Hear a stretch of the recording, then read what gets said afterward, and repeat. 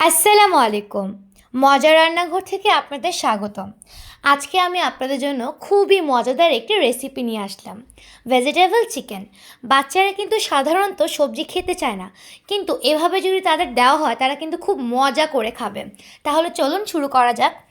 প্রথমেই আমি মাংসটাকে সয়া সস এবং লবণ দিয়ে ভালোভাবে মেখে রেখেছিলাম।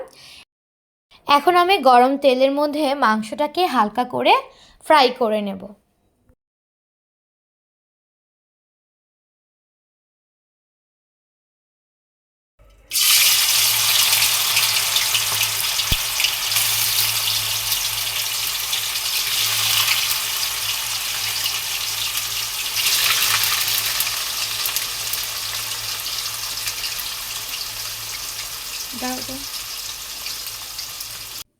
মাংসটা যখন হালকা ভাজা হয়ে যাবে তখন আমরা এর মধ্যে দিয়ে দিব 1 চামচ গরম মশলা। এখন আমরা দিয়ে দিব 1 প্যাকেট মুরগির মশলা।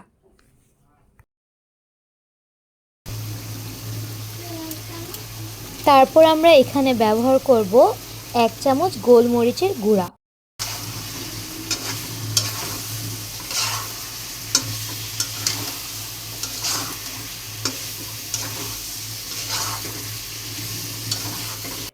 এর মধ্যে দিয়ে দিব 1 চামচের মতো রসুন কুচি, কিউব করে কাটা পেঁয়াজ দিয়ে দিলাম,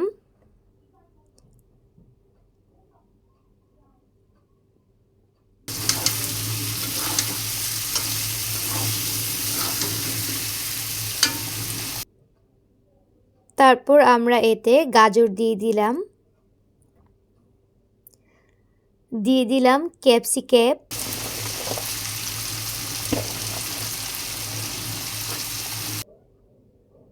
দিয়ে দিব পেঁচকলি, তারপর কাঁচা টমেটো দিয়ে দিব এর মধ্যে,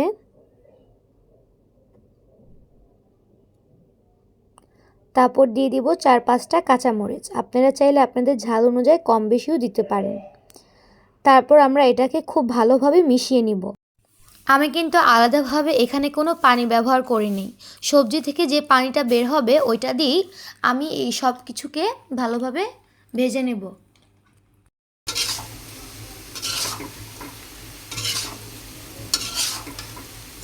এখানে আমি 1 চামচের মতো সয়া সস দিয়ে দিলাম।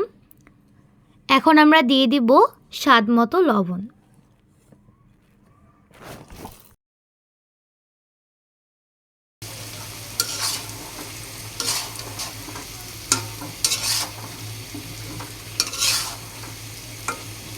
এখানে আমি দিয়ে দিলাম বাঁধাকপি।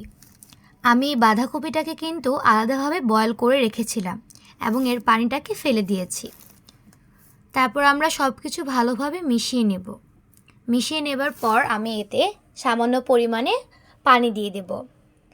তারপর কিছুক্ষণের জন্য ঢাকনা দিয়ে ঢেকে দেব। এবং এভাবে আজকের এই মজাদার রেসিপিটি তৈরি হয়ে গেল। এটা খেতে কিন্তু খুবই দারুণ হয়। বাচ্চারা কিন্তু সবজিটা খেতে চায় না, কিন্তু চিকেন দিয়ে এভাবে সবজিটা দিলে তারা কিন্তু খুব মজা করে খাবে।